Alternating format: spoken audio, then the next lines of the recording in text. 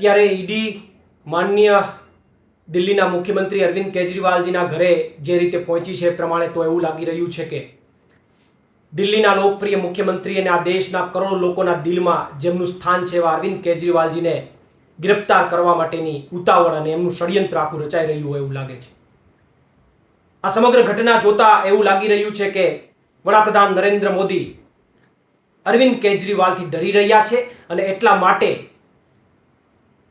એમના મંત્રીઓને જેલ હવાલે કર્યા બાદ માનનીય અરવિંદ કેજરીવાલજીને પણ ખોટા કેસમાં ફસાવી અને એમને જેલમાં મોકલવા માંગે છે.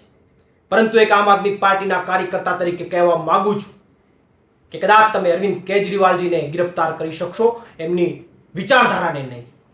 અરવિંદ કેજરીવાલજી એક વિચારધારા છે જે દરેક લોકો સુધી, હજારો અને કરોડો લોકો સુધી જોડાયેલી છે.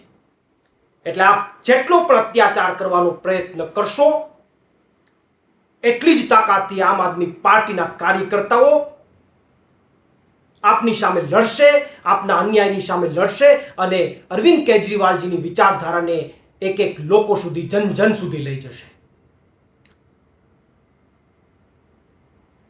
તમારે જે કંઈ પણ અત્યાચાર કરવો હોય એ કરી લો, પરંતુ તમે અરવિંદ કેજરીવાલજીનો એક વાર પણ વાંકો નહીં કરી શકો, કારણ કે જનતા એમની સાથે છે. અને એટલા માટે કહેવા માંગુ કે जुल्मी जब जब जुल्म करेगा सत्ता के हथियारों से, चप्पा चप्पा गूंज उठेगा इंकलाब के नारों से.